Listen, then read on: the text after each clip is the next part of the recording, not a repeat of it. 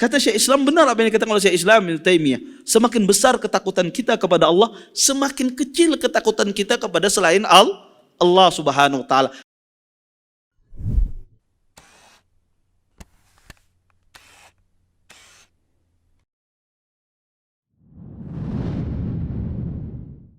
Assalamualaikum warahmatullahi wabarakatuh. Innal hamdalillah nahmaduhu wa nasta'inuhu wa nastaghfiruh wa na'udzu billahi min shururi anfusina wa min sayyiati a'malina. May yahdihillahu fala mudhillalah wa may yudlil fala hadiyalah. Asyhadu an la ilaha illallah wahdahu la syarika lah wa asyhadu anna Muhammadan abduhu wa rasuluh. Fa inna asdaqal hadits kitabullah wa khairul hadi hadi Muhammadin sallallahu alaihi wasallam wa syarrul umuri muhdatsatuha wa kullu muhdatsatin fid din bid'ah wa kullu bid'atin dhalalah wa kullu dhalalatin finnar. Amma ba'd. Bapak-bapak, ibu-ibu, ikhwan dan akhwat yang senantiasa dimuliakan oleh Allah Subhanahu wa taala. Alhamdulillah, pada malam hari ini kita bisa berkumpul di salah satu tempat yang sangat mulia ini. Mudah-mudahan perkumpulan kita ini mendatangkan berkah di sisi Allah Subhanahu wa taala dan kita dapat mengambil manfaat dari apa yang akan disampaikan nantinya. Bapak, Ibu, ikhwan dan akhwat yang dimuliakan oleh Allah Subhanahu wa taala, kita lanjutkan kajian kita tentang salah satu usul, 3 landasan utama. Kita pada pertemuan sebelumnya sampai pada pembahasan anwa'ul ibadah, macam-macam ibadah, dan salah satu dari jenis ibadah yang kita bahas adalah doa. Sekarang kita masuk jenis ibadah yang kedua adalah takut. Kata beliau, wa dalilul khaufi, adapun dalil takut, qauluhu ta'ala, firman Allah Subhanahu wa taala, fala takhafuhum wa khafuni in kuntum mu'minin. Kata Allah Subhanahu wa taala, janganlah kalian takut kepada mereka, tapi takutlah kepadaku in kuntum mu'minin, jika kalian betul-betul beriman kepada Allah Subhanahu wa taala. Bapak, Ibu, ikhwan dan akhwat yang dimuliakan oleh Allah Subhanahu wa taala, Syekh di sini menjelaskan dalil bahwasannya takut itu bagian dari ibadah kepada Allah Subhanahu wa taala. Karena pada pertemuan sebelumnya Syekh menjelaskan berbagai macam jenis ibadah. Di antaranya beliau sebutkan adalah takut.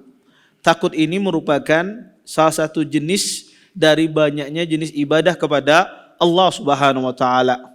Dan takut ini adalah ibadah qalbiyah, ibadah hati.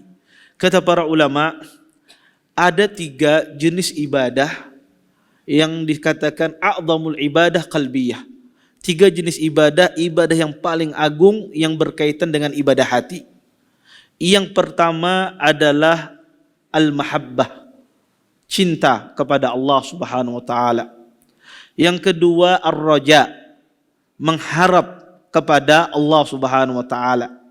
Dan yang ketiga adalah al-khaufu, rasa takut kepada Allah Subhanahu wa taala. Bahkan kata para ulama, tidak dikatakan orang itu beriman, tidak dikatakan orang itu berislam kalau tidak terkumpul, tidak ada pada dirinya 3 jenis ibadah ini, yaitu rasa cinta, rasa takut, dan rasa mengharap. Oleh karena itu, al-khauf, rasa takut ini merupakan ibadah yang paling agung yang berkaitan dengan ibadah hati. Apa yang menyebabkan seorang muslim itu takut kepada Allah? Apa yang menjadikan kita itu takut kepada Allah Subhanahu wa taala?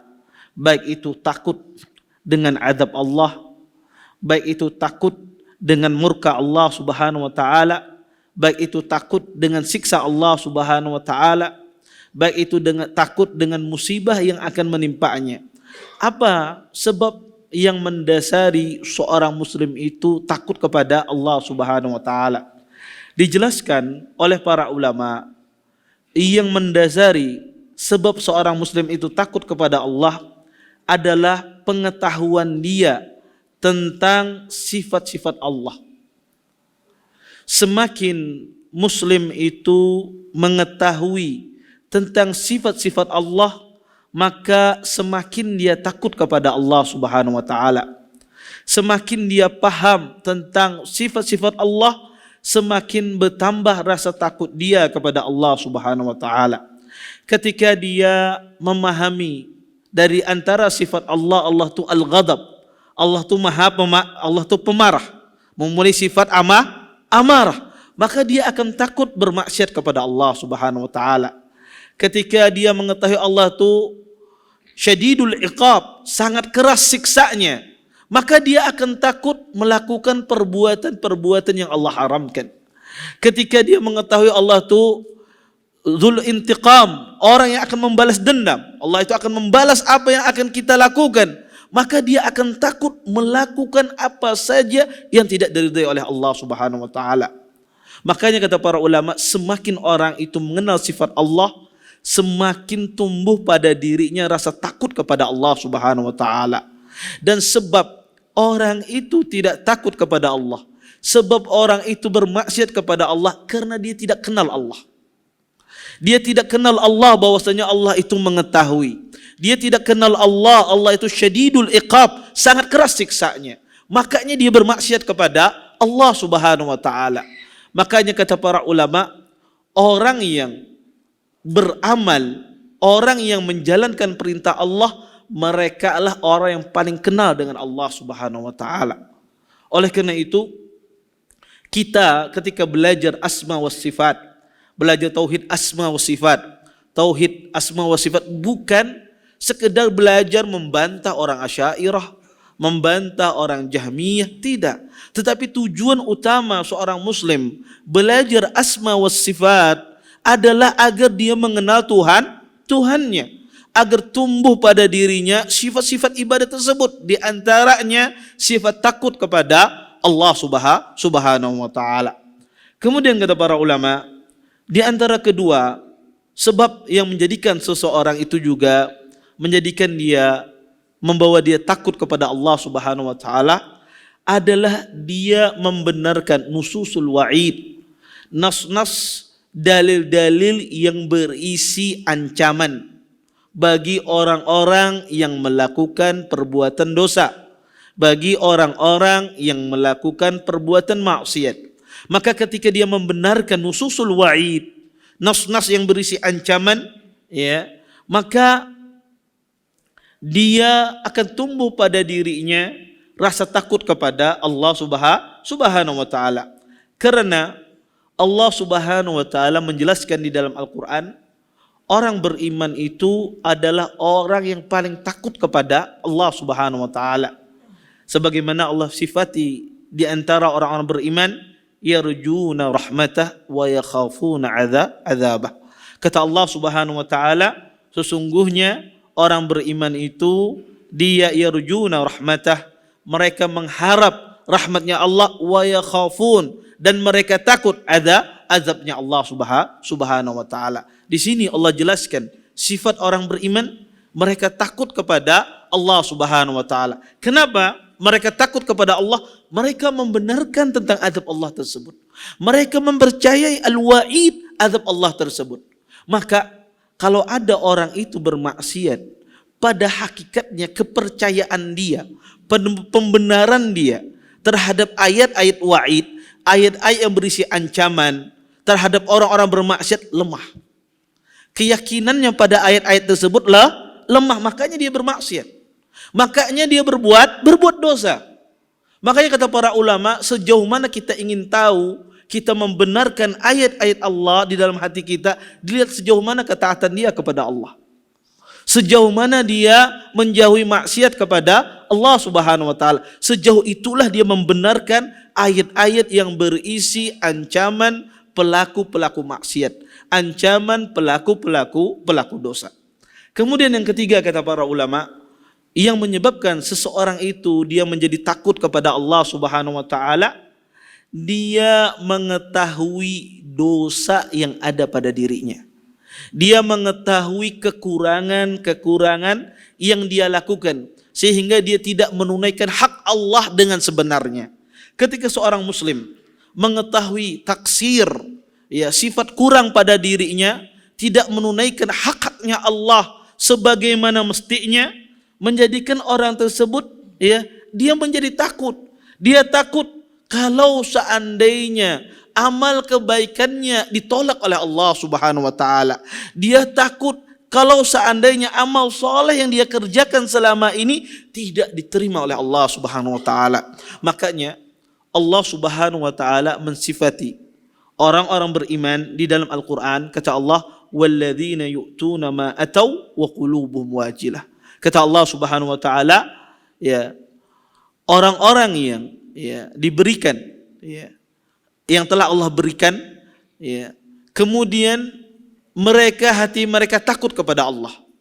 Para ulama menafsirkan bahwasanya mereka lah orang yang bersedekah, berpuasa, melaksanakan sholat, tapi mereka takut, hati mereka takut, wa qulubuhum wajilah, hati mereka takut bahwasanya amalan mereka tidak diterima oleh Allah.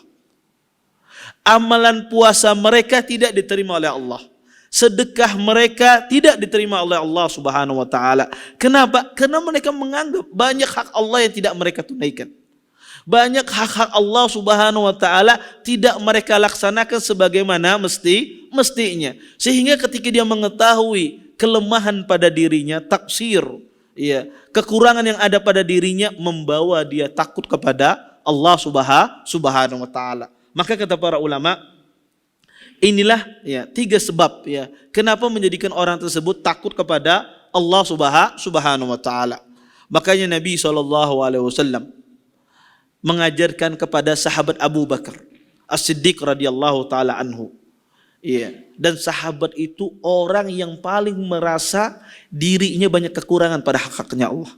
Ya, sahabat itu, sahabat Nabi SAW, mereka lah orang yang paling merasa dirinya banyak kekurangan tidak menunaikan haknya Allah Subhanahu wa taala, sehingga ibadah mereka luar biasa. Sampai-sampai Nabi SAW mengajarkan kepada Abu Bakar sebuah doa yang sangat agung, doa yang berlindung daripada kesyirikan. Perhatikan, sahabat berdoa kepada Allah Subhanahu wa taala berlindung daripada kesyirikan. Allahumma inni a'udzubika an usyrika bika syai'an wa ana a'lam wa astaghfiruka lima la a'lam. Kata Abu Bakar Siddiq ketika diajar Nabi SAW, ya Allah, aku berlindung kepadamu dari kesyirikan yang aku ketahui, dan aku berlindung kepadamu, ya Allah, dan aku meminta ampun kepadamu, ya Allah, dari perbuatan syirik yang aku tidak ketahui. Subhanallah. Lihat bagaimana takutnya mereka daripada dosa syirik. Kenapa? Karena mereka merasa diri mereka tidak memenuhi hak-haknya Allah Subhanahu wa taala. Itulah yang membawa mereka kepada tingkat ubudiyah yang luar biasa, ketakutan kepada Allah Subhanahu wa taala. Dan itu yang membedakan kita dengan para sahabat. Kita ini, ya, sedikit ibadah, kalau orang banyak peiyaya. Ya. Kayak Sidin yang paling banyak ibadahnya, hanya sekali sembahyang malam, bangun malam, ya, sudah berkisah kemana-mana. Ya. Hanya sekali Sidin bersedekah banyak, luar biasa ceritanya kemana-mana. Update di status, alhamdulillah diberikan rezeki oleh Allah bisa menyumbang di sana. Ya. Hanya sekali dia berbuat baik, berbuat ihsan kepada orang, ceritanya luar biasa. Maksiat setuyuk dikerjakan kada pernah diceritakan. Ya. Dan itu betul, maksiat tidak perlu diceritakan, tapi tidak pernah dia introspeksi terhadap maksiat yang dia kerjakan. Ya. Dan itulah yang membedakan antara sahabat dengan orang-orang setelahnya. Ya, mereka menjadikan mereka takut kepada Allah Subhanahu wa taala. Kemudian para ulama menjelaskan bahwasanya takut itu, ya, banyak macamnya. Dijelaskan oleh para ulama, takut itu banyak macamnya. Setidak-tidaknya ahlul ilm membagi takut itu menjadi 4 macam. Pertama, ada namanya al-khawfu al-masyru' atau disebut dengan khauf yang disyariatkan, yaitu khaufnya orang-orang beriman tentang azab Allah. Khaufnya orang-orang beriman, takutnya tidak diterima amal soleh mereka. Khaufnya orang-orang beriman, mereka takut dimasukkan ke dalam neraka Allah Subhanahu wa taala. Maka ini khauf syar'i, khauf yang sangat dianjurkan karena itu membawa mereka beribadah kepada Allah Subhanahu wa taala. Yang kedua, jenis khauf yang kedua adalah al-khaufu syirki. Khauf yang merupakan kesyirikan. Seseorang khauf syirki ini maksudnya adalah dia menggantungkan rasa takutnya kepada sesuatu yang tidak mampu kecuali Allah Subhanahu wa taala. Dia takut terhadap suatu hal, padahal hal tersebut tidak perlu dia takuti. Karena hal tersebut tidak bisa melakukannya kecuali Allah Subhanahu wa taala. Contoh misalnya, dia takut misalnya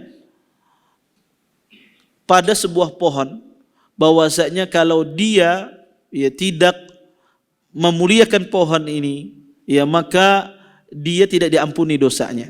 Padahal yang mengampuni dosa adalah Allah Subhanahu wa taala. Dia takut bahwasanya kalau dia tidak memuliakan tugu ini, maka dia akan mendapat azab, mendapat siksa. Padahal yang mengazab dan mensiksa hanyalah Allah Subhanahu wa taala. Maka ini kata para ulama khaufus syirki. Dan ini syirik besar. Ini syirik besar dan ini tidak boleh. Kemudian jenis khauf yang ketiga adalah khauful muharram. Khauf yang diharamkan.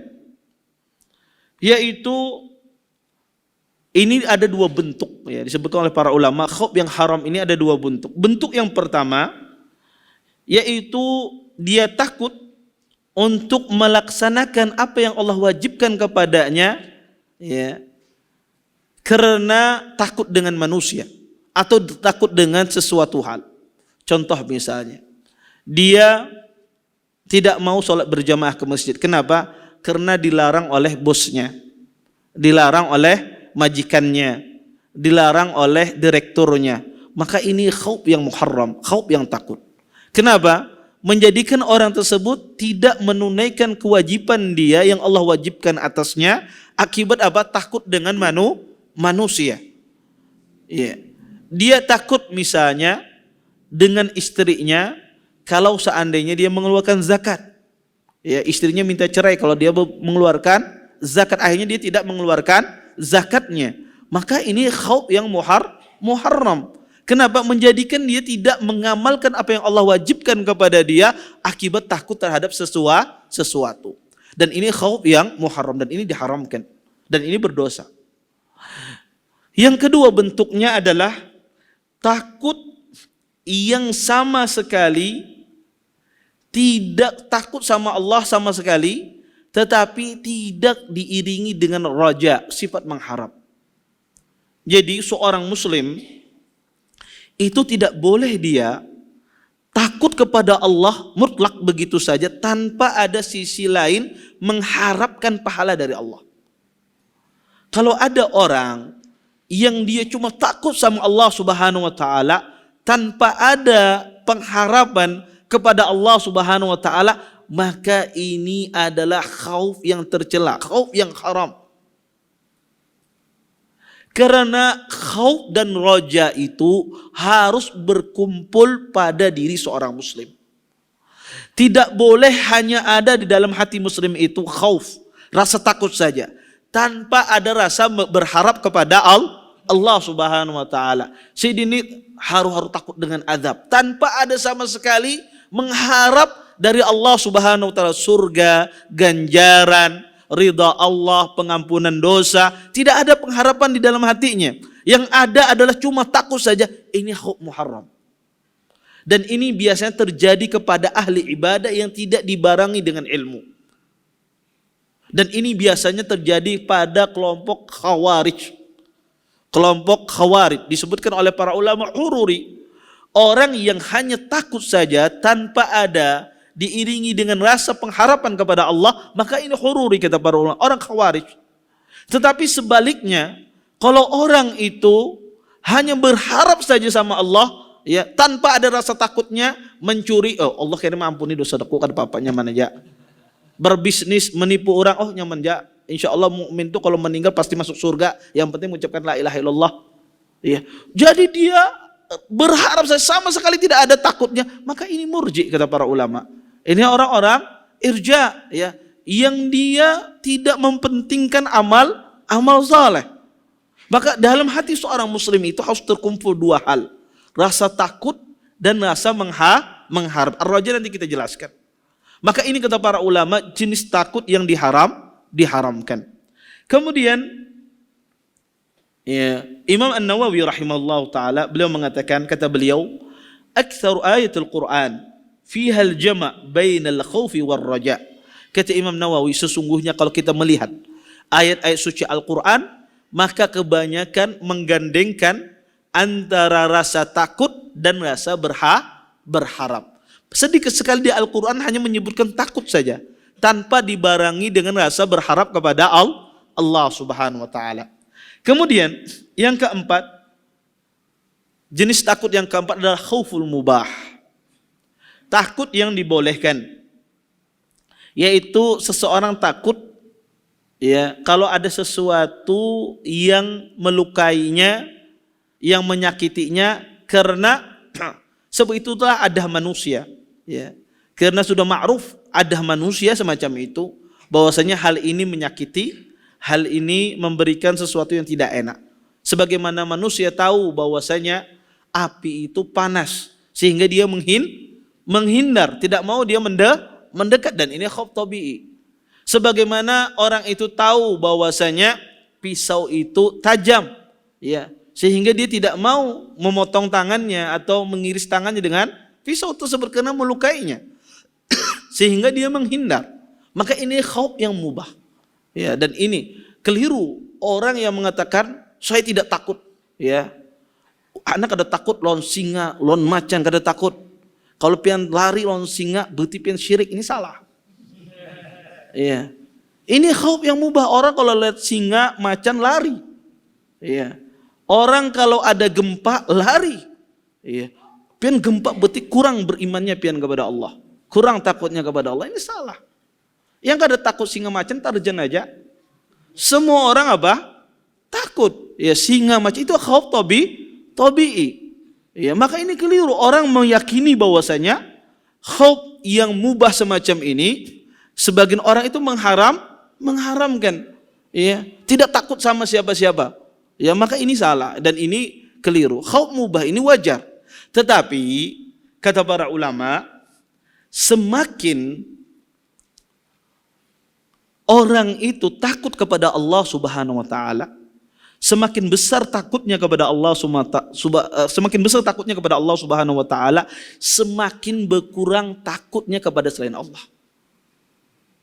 Berkata Syekh Islam Ibnu Taimiyah, bahwasanya kata Syekh Islam Ibnu Taimiyah, semakin orang itu kullama azumat khaufuka, semakin besar takutmu minallah, takutmu kepada Allah Subhanahu wa taala, qallat al-makhufat fi qalbik, maka sedikit rasa ketakutanmu kepada selain Allah Subhanahu wa taala.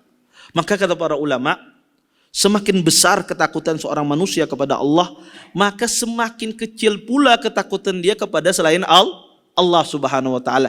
Termasuk takut yang mubah ini sifatnya.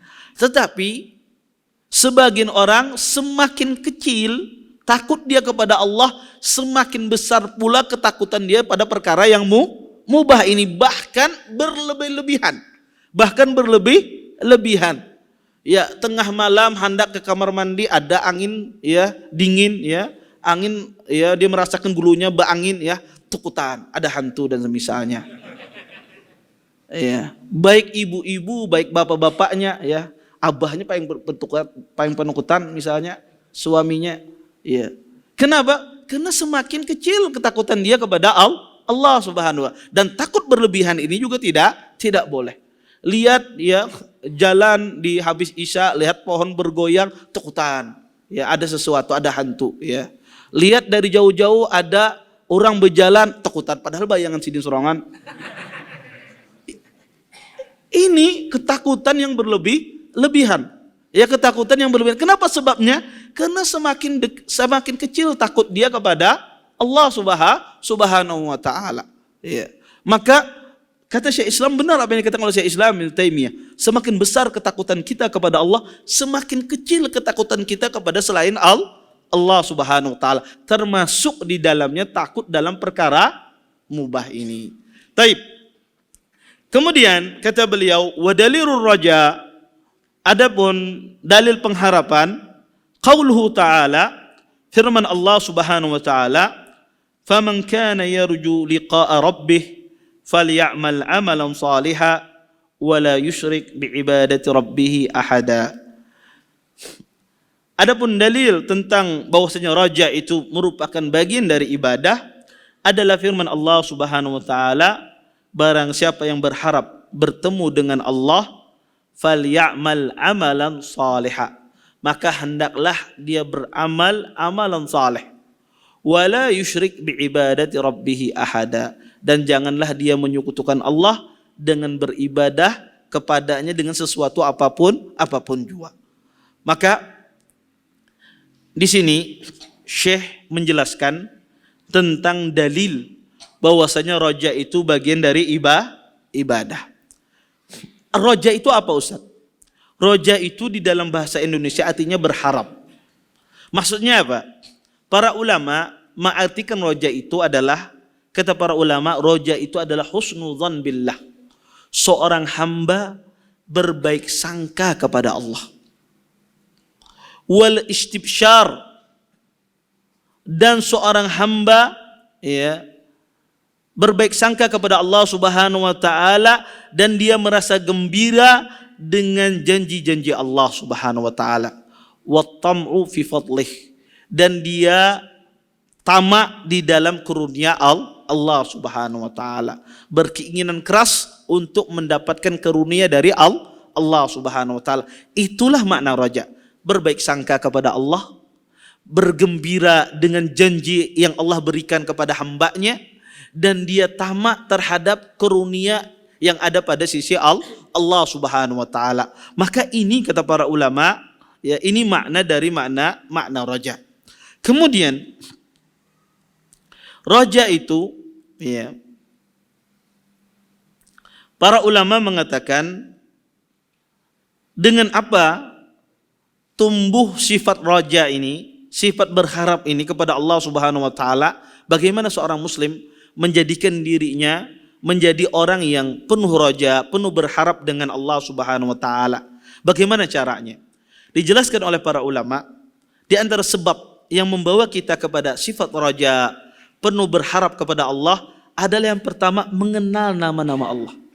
Mengenal nama-nama Allah. Sebagaimana khauf membawa kita kepada takut akibat kita mengenal nama Allah, seperti itu pula raja ini.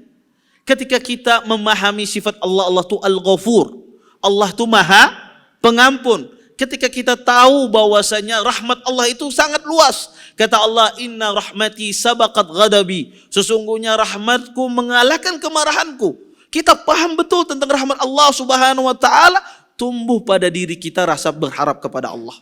Ketika kita mengetahui kasih sayang Allah itu sangat luar biasa, sampai-sampai mengalahkan kasih sayang seorang ibu kepada anaknya, sebagaimana disebutkan oleh Nabi SAW di dalam sebuah hadisnya, ketika ada seorang wanita terpisah dengan bayinya, wanita tawanan terpisah dengan bayinya, dia kesana kemari gelisah, khawatir tentang bayinya. Setelah dia menemukan bayinya, sang ibu ini pun dia peluk bayinya tersebut, dia cium, dia pegang erat-erat agar tidak terlepas lagi darinya. Melihat pemandangan demikian, Nabi pun berkata kepada para sahabat, atariha waladaha finnar. Mungkinkah wanita ini, kata Nabi SAW, melemparkan anaknya ke api setelah tadi dia berpisah? Setelah tadi dia gelisah mencari anaknya, mungkinkah, kata Nabi SAW, wanita ini melemparkan ke api? Kata para sahabat, la ya Rasulullah, tidak mungkin wahai Rasulullah. Mustahil wanita ini melemparkan anaknya ke api. Kata Nabi SAW, lallahu arham min hadhihi biwaladiha. Dan sesungguhnya Allah, kata Nabi SAW, lebih sayang kepada hambanya daripada wanita ini kepada anaknya. Maka seorang muslim ketika dia tahu tentang kasih sayang Allah yang begitu luas, tumbuh pada dirinya sifat husnudzan, berbaik sangka kepada Allah Subhanahu wa taala. Tumbuh pada dirinya sifat raja, berharap kepada Allah Subhanahu wa taala. Kemudian kata para ulama, di antara juga menumbuhkan sifat raja ini pada diri seorang muslim adalah tasdiqu binususil wa'di, membenarkan, meyakini nas-nas, dalil-dalil yang berbicara tentang janji-janji Allah. Ketika dia meyakini tentang janji-janji Allah, Allah menyediakan surga bagi hamba-hamba yang beriman. Allah menyediakan pahala yang besar bagi hamba-hamba yang bertakwa kepada Allah Subhanahu wa taala, maka tumbuh pada dirinya sifat raja, berharap kepada Allah Subhanahu wa taala. Kemudian hal apa saja yang diharapkan seorang hamba kepada Allah? Apa saja yang diharapkan hamba ini kepada Allah? Ketika dia beribadah, apa saja yang diharapkan seorang hamba kepada Allah? Kata para ulama,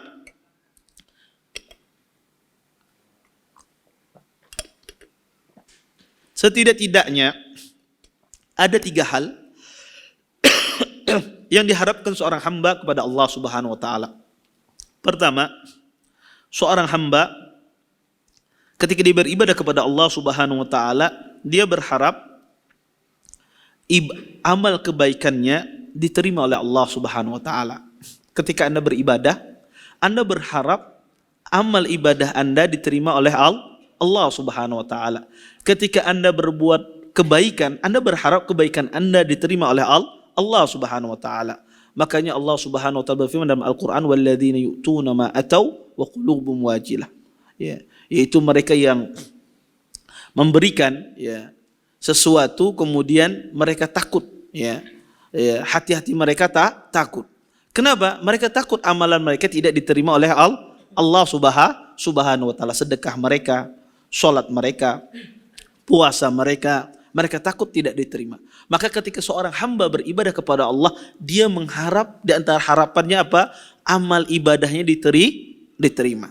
Yang kedua kata para ulama, seorang hamba ketika dia beribadah kepada Allah Subhanahu wa taala, dia berharap bahwasanya Allah Subhanahu wa taala mengampuni dosa-dosanya.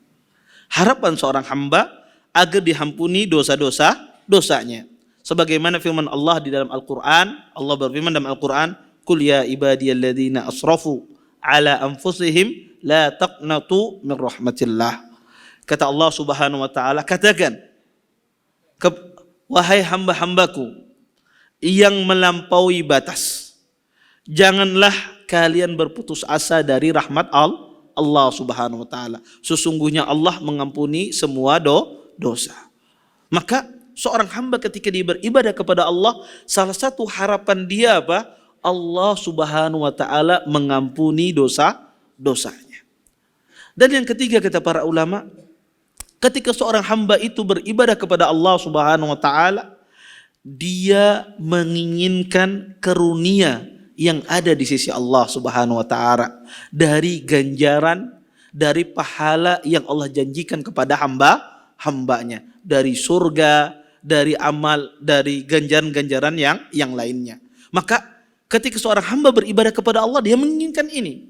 Ya, menginginkan bahwasanya karunia yang ada di sisi Allah, baik itu surga ataupun pahala yang begitu besar.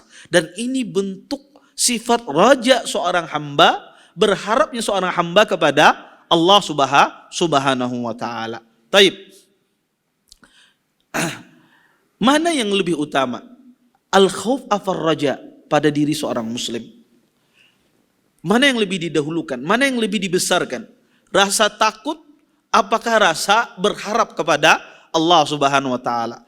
Apakah kita besarkan pada hati kita ini rasa berharap, Ataukah kita besarkan rasa takut kita kepada Allah Subhanahu wa taala?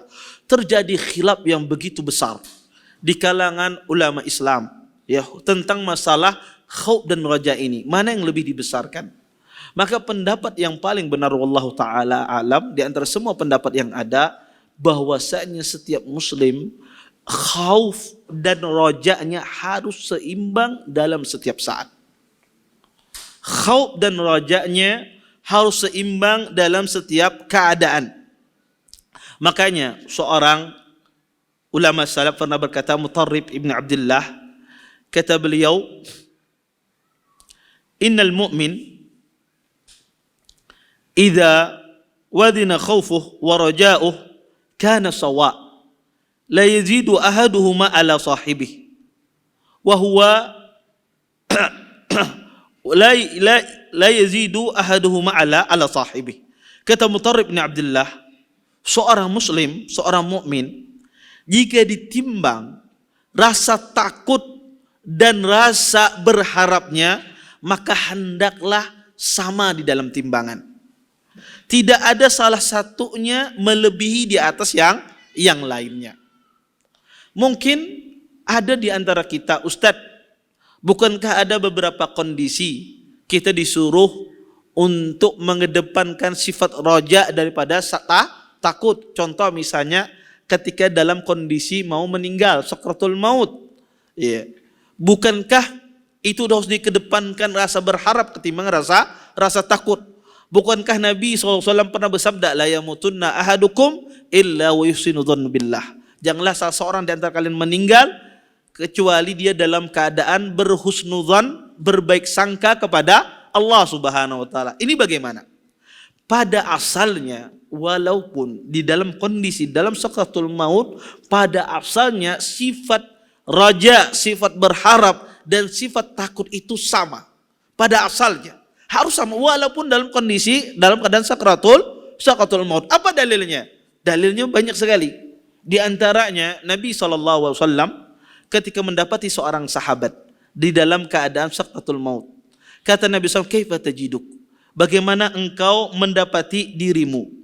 Kemudian apa yang dikatakan sahabat ini? "Ya Rasulullah, inni la arjullah wa akhafu dzunubi." Wahai Rasulullah, aku berharap pahala dari Allah dan aku takut terhadap dosaku. Lihat bagaimana sahabat ini menggabungkan rasa takut dengan rasa berharap di saat-saat detik ajalnya. Kemudian apa yang dikatakan oleh Nabi SAW? Mengomentari apa yang dikatakan oleh sahabat ini. Kata Nabi SAW, "Majtama'a fi qalbi 'abdin fi hadzal mautin illa a'tahu ma yarju wa amanahu mimma yakhaf." Kata Nabi SAW, tidaklah terkumpul pada hati seorang hamba pada kondisi-kondisi semacam ini kecuali Allah berikan apa yang dia inginkan dan Allah berikan keamanan apa yang dia takutkan.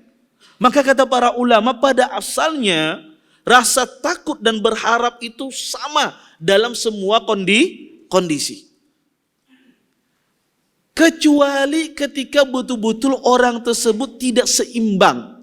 Rasa takut dan rasa berharapnya dari awal tidak seimbang. Contoh misalnya, seorang ini ya, dia ini berharapnya lebih besar dari awal, sudah berharapnya lebih besar, tidak ada sama sekali takutnya, sedikit sekali takutnya. Kalau bermuamalah lawan ikhwan suka menipu, kayaknya nyaman dia bertobat dengan Allah. Karena sudah tuha kau aja minta maaf sidin tu orang baik. Iya.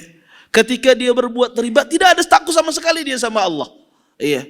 Dia dari awal tidak seimbang rasa takut dengan rasa berharapnya. Di kondisi ini kata para ulama dibalik takutnya dibesarkan. Iya.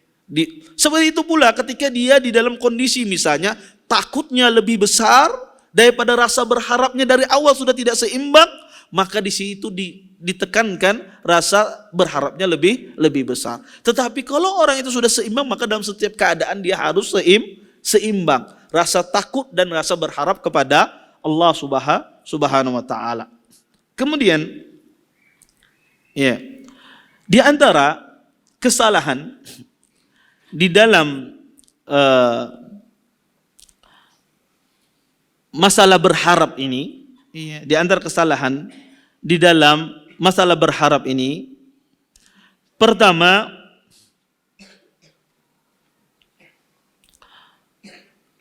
orang berharap ya, pada orang yang meninggal.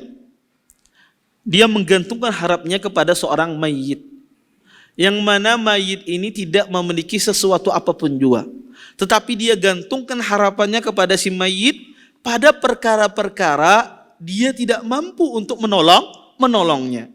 Contoh misalnya dia datang ya kepada kuburan seorang alim misalnya, kemudian dia menggantungkan harapannya kepada kuburan ini agar agar ya si alim ini mengampuni dosa-dosanya.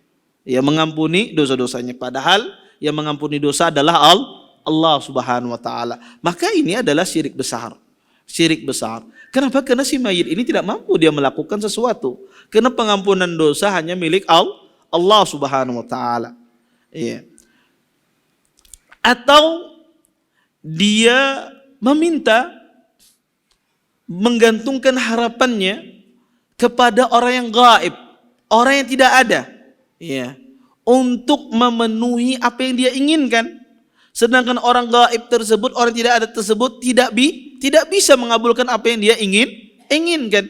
Ya, maka ini juga pengharapan yang salah.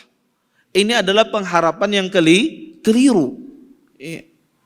Seseorang misalnya, ya, dia berharap ya kepada temannya yang tidak ada agar nanti ya mudah-mudahan teman saya itu nanti datang membawakan duit, memberi duit. Dia tidak ada temannya, tetapi dia mengharapkan sesuatu yang tidak ada. Ya. Maka ini juga kata para ulama pengharapan yang salah. Ya, pengharapan yang salah. Maka tidak boleh seseorang mengharapkan kepada orang yang tidak ada untuk memenuhi apa yang dia inginkan. Maka ini kesalahan di dalam masalah ar-raja, berharap kepada Allah Subhanahu wa taala.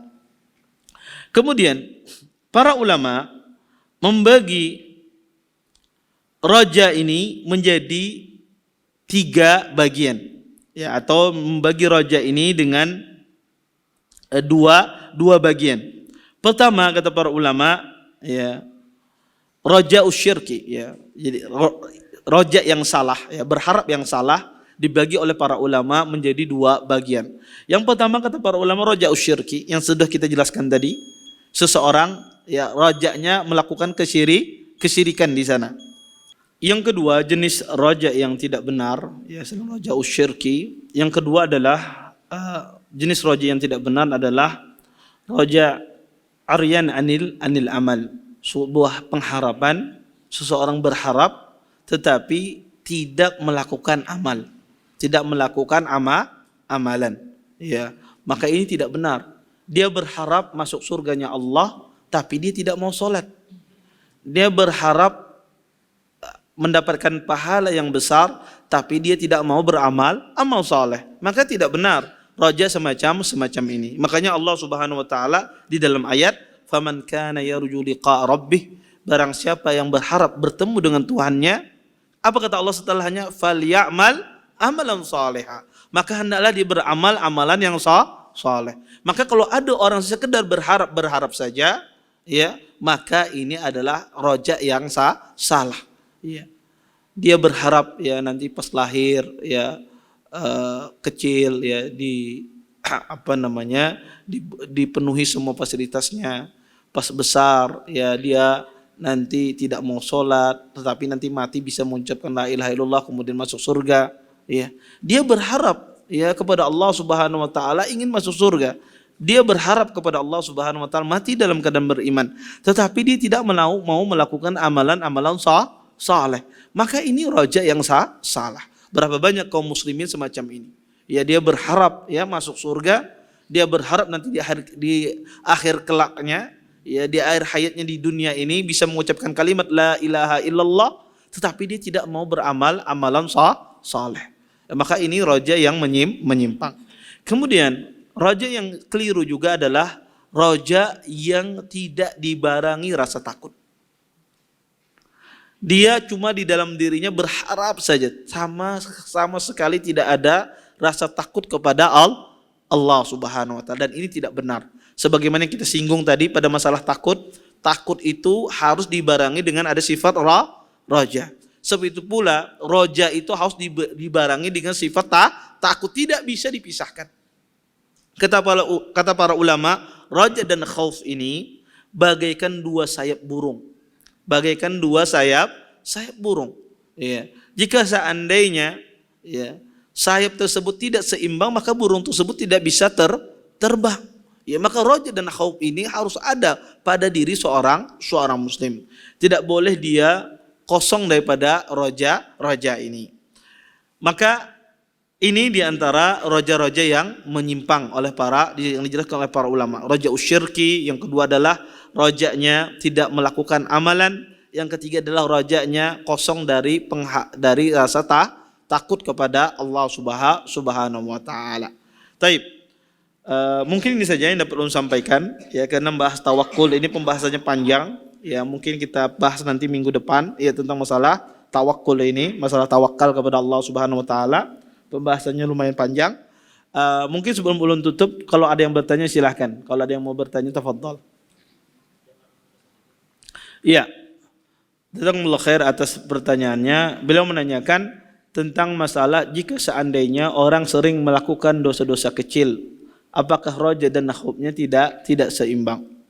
Tentu pertama ya, manusia itu pasti berbuat dosa. Tidak ada manusia yang tidak berbuat dosa. Karena Nabi SAW mengatakan kullu bani Adam khata' wa khata'ina tawwabun. Kata Nabi SAW, setiap anak Adam itu pasti bersalah. Dan sebaik-baik orang bersalah adalah orang yang bertaubat. Maka pastilah manusia melakukan perbuatan dosa. Nah, ketika ada manusia melakukan perbuatan dosa, mengindikasi bahwasanya sifat takutnya berkurang. Sifat takutnya berkurang kepada Allah Subhanahu wa taala. Dan dari satu sisi juga bisa jadi juga sifat berharapnya juga bisa berkurang atau berlebih. Iya, bisa berkurang, bisa berlebih. Bisa berkurang, dia tidak membenarkan janji-janji Allah tersebut sehingga dia tidak berharap dan dia tidak menjadi takut untuk tidak bermaksiat, atau bisa jadi sifat berharapnya lebih, dia meyakini bahwasanya dosanya akan diampuni oleh Allah Subhanahu wa taala sehingga dia berbuat maksiat. Sehingga dia berbuat maksiat. Intinya, setiap kali orang itu berbuat maksiat menunjukkan sifat takutnya kepada Allah itu berkurang. Rasa kekuatan imannya, keyakinan dia kepada Allah itu berkurang. Ya, tetapi sebaliknya, semakin orang tersebut beribadah, taat kepada Allah Subhanahu wa taala, menunjukkan sifat takutnya kepada Allah itu lebih besar. Wallahu taala alam. Taib, ada lagi yang lain? Iya nggih? Iya. Jazakumullah khair atas pertanyaannya. Beliau menanyakan, ya, kata beliau, kita jelaskan kemarin bahwasanya ibadah itu dikatakan dia ibadah harus terpenuhi dengan dua sifat. Pertama, ibadah itu dicintai oleh Allah. Allah cinta terhadap ibadah tersebut. Ya, bahwasanya Allah mencintai ibadah tersebut. Allah senang kalau seandainya hambanya mengerjakan ibadah tersebut. Kemudian yang kedua, ibadah tersebut diridhoi oleh Allah. Artinya ibadah itu disyariatkan oleh Allah Subhanahu wa taala. Allah mensyariatkan ibadah tersebut. Disyariatkan. Ketika Allah mensyariatkan ibadah tersebut, menunjukkan Allah itu ridha. Itu maksudnya. Bahwasanya harus terkumpul dengan dua sifat ini. Bahwasanya ibadah itu dicintai oleh Allah, bahwasanya Allah senang ketika Anda melakukan ibadah tersebut, Anda tidak dihukum oleh Allah ketika Anda melakukan ibadah tersebut, Anda diganjar pahala oleh Allah Subhanahu wa taala, menunjukkan ibadah itu dicintai oleh Allah Subhanahu wa taala. Yang kedua, Allah mensyariatkan ibadah tersebut disyariatkan, baik itu di dalam Al-Qur'an ataukah melalui lisan Nabi sallallahu alaihi wasallam, sehingga Allah ridha terhadap ibadah yang Anda kerjakan. Itu maksudnya. Allah taala alam. Taib, ada lagi yang lain? Nggih. Berkaitan dengan kita di kampung. Enggak apa-apa ya. Di kampung itu kan sering mengkategorikan dua tentang khauf takut tadi dengan harap. Contoh Khauf dan takut dengan apa? Mengharap, nggih. Keduanya dalam satu kegiatan. Nggih. Contohnya menuju bulan, menuju bulan itu kan yang sering kita dengar, kita lihat itu kan. Nah, dia berharap agar tidak ada diganggu. Nah, kemudian dia takut karena kalau diganggu gitu kan, maka ada hal-hal yang semacam apalah gitu yang diberi gitu kan. Terus atau kemudian sewaktu melahirkan, kemudian waktu kegiatan setelah meninggal ada yang menunggu dan sebagainya gitu kan. Hmm. Ini perbuatan-perbuatan yang pemahaman kita tidak sunnah. Hmm. Yang jadi pertanyaannya, adakah kadar-kadar wanita atau perempuan ke depannya untuk dakwah-dakwah di lingkungan wanita? Karena kita lihat di kampung itu nenek-neneknya itu yang kadang-kadang kan ini kan begini gitu. Tapi itu kan bau-baunya dari dulu gitu kan. Zaman itu masih ada gitu kan. Nah, artinya ke depannya kalau tidak ada dakwah wanita, kalau di nasional kan sudah ada gitu kan, di TV nasional, kalau di TV RRI kan ada wanita gitu kan. Nah, di kalangan kita apakah ada kadang-kadang yang mungkin dari wanita kah atau dari kita kah? Atau dakwah tetap ini sering-sering tapi dari ibu-ibu menyampaikan gitu. Iya. Jadi dakwah di jalan. Iya. Mudah-mudahan ini bisa dipahami. Iya. Ya, jazakumullah khair. Pertanyaannya bagus, Masya Allah. Adakah kadar-kadar akhwat yang menjadi da'i? Sebetulnya Pak, banyak Pak akhwat itu yang menjadi da'i, tapi masalahnya dinikahi oleh ikhwan-ikhwan ini. Jadi uyuh-uyuh kita mendidik, ya sudah kawin ini. Ini masalahnya wanita ini. Ya ini masalah semua lembaga saya kira. Ya, lembaga pendidikan ya, dari tingkat SD, SMP, SMA. Makanya ya kadang-kadang di pondok itu banyak ya lulusan pondok, ya, akhwat-akhwat yang siap di kadar apa macam. Tapi masalahnya sudah lulus langsung dikejar oleh ikhwan-ikhwan.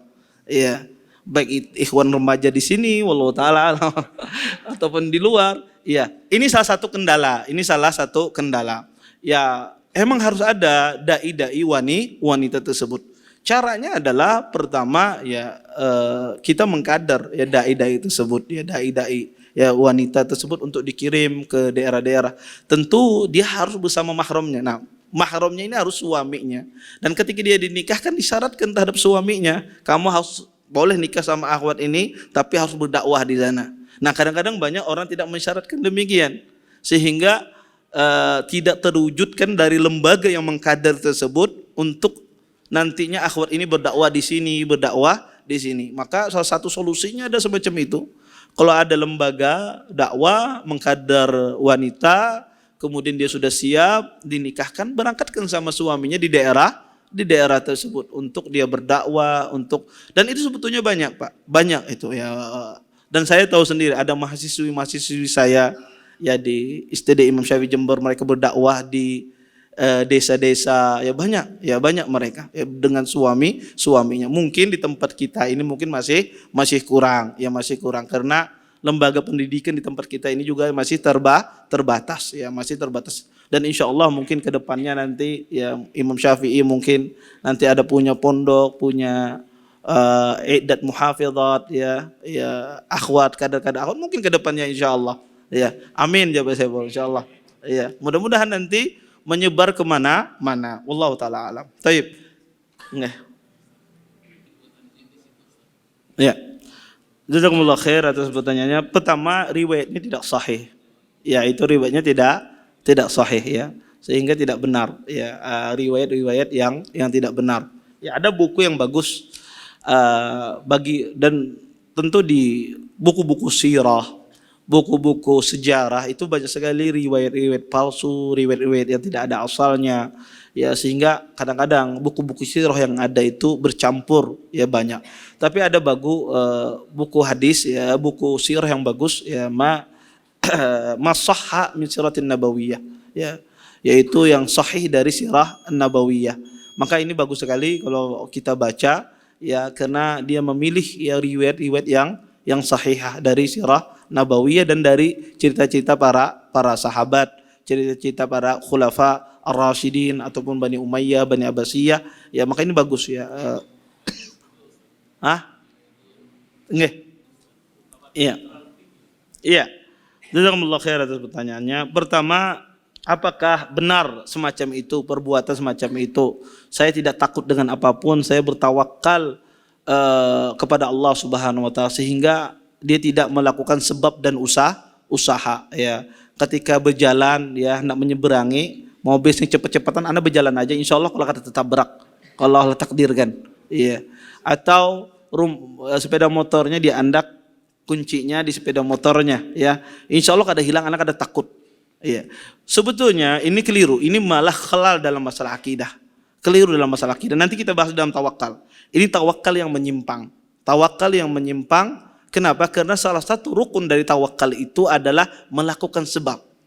Melakukan sebab. Ketika dia tidak melakukan sebab, berarti dia menyimpang di dalam tawakal.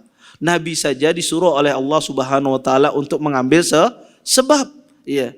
Dan Allah Subhanahu wa taala ya melihat orang tersebut, walaupun mungkin sebab itu secara akal tidak mungkin, tapi tetap disuruh Allah mengambil sebab. Contoh Nabi Maryam, ibu Nabi Isa alaihissalam, ya, ketika melahirkan Isa ibnu Maryam, ya, Allah suruh apa? Hudzi ilaiki bizidin nakhlah. Kata Allah, goyangkan ya pohon kurma tersebut. Pian pael sigar, bugar, kuat, ya, remaja pian goyangkan kurma itu kada gugur anunya. Kan buahnya kada gugur, ya. Pian goyang, apalagi orang hanya melahirkan, tidak ada tenaga. Tetapi disuruh oleh Allah untuk goyangkan dalam rangka apa? Dalam melakukan sebab. Allah yang akan nanti. Nah, ini menunjukkan bahwasanya rukun tawakal itu harus sebab. Bagaimanapun keadaan Anda, selemah apapun keadaan Anda, harus Anda lakukan sebab. Nanti Allah yang menyelesaikan masalah tersebut. Tetapi harus kita manusia ini harus ada sebab yang kita lakukan. Karena itulah bagian rukun dari tawakal. Ketika manusia dia tidak melakukan sebab, maka di sini keliru dia di dalam masalah tawakal kepada Allah Subhanahu wa taala. Wallahu taala alam. Taib. Saya kira betul. Ya. Ala inna awliya Allah la khaufun alaihim wa lahum yahzanun. Sesungguhnya hanya wali-wali Allah tidak ada ketakutan mereka. Maksudnya bagi wali Allah itu tidak ada ketakutan bagi mereka bahwasanya mereka akan dimasukkan oleh Allah Subhanahu wa taala ke dalam surga, ya. Karena Allah Subhanahu wa taala mencintai mereka dan mereka tidak bersedih, ya. Karena hati mereka dipenuhi dengan kecintaan kepada Allah Subhanahu wa taala. Dalam hati mereka, ya, tujuan mereka adalah beribadah kepada Allah Subhanahu wa taala. Orang kalau diliputi di dalam hatinya rasa cinta, rasa mengharap, rasa takut kepada Allah, tidak pernah dia bersedih. Ya, dia bertawakal kepada Allah Subhanahu wa taala, tidak pernah dia bersedih. Semacam itulah wali-wali Allah Subhanahu wa taala. Kenapa? Karena mereka dijanjikan masuk surga, tidak dimasukkan ke dalam neraka, dan mereka tidak akan bersedih selama-lamanya di dunia dan di akhirat. Kenapa? Karena mereka melakukan apa yang Allah inginkan. Ya, mereka melakukan apa-apa yang Allah wajibkan kepada mereka. Mereka melakukan apa-apa yang Allah sunnahkan kepada mereka. Mereka meninggalkan apa-apa yang Allah haramkan. Mereka meninggalkan apa-apa yang Allah tidak sukai. Maka mereka melakukan semuanya. Maka tidak ada ketakutan bagi mereka. Ya, seperti itu pula seorang muslim. Seorang muslim kalau dia melakukan apa saja yang diperintahkan oleh Allah, meninggalkan apa saja yang dilarang oleh Allah Subhanahu wa taala, tidak ada ketakutan baginya. Ya, maka dia akan dimasukkan oleh Allah Subhanahu wa taala ke dalam surga. Wallahu taala alam. Nggih, terakhir. Ya. Iya. Jazakumullah khair atas pertanyaannya. Pertama, ya, seseorang ya boleh tidak dia menginfakkan harta semuanya. Kata para ulama, pada asalnya seseorang itu tidak menginfakkan harta semuanya. Karena berdasarkan firman Allah, wala tabsutha kullal basti fataquda maluman mahsura. Kata Allah Subhanahu wa taala, janganlah engkau infakkan semua hartamu, nanti kelak kamu akan menyesal. Pada asalnya demikian. Tapi pada diri seorang muslim yang dia tidak takut pada hartanya, dia infakkan semuanya, maka kata para ulama tidak mengapa. Sebagaimana yang terjadi pada diri Abu Bakar As-Siddiq radhiyallahu taala anhu.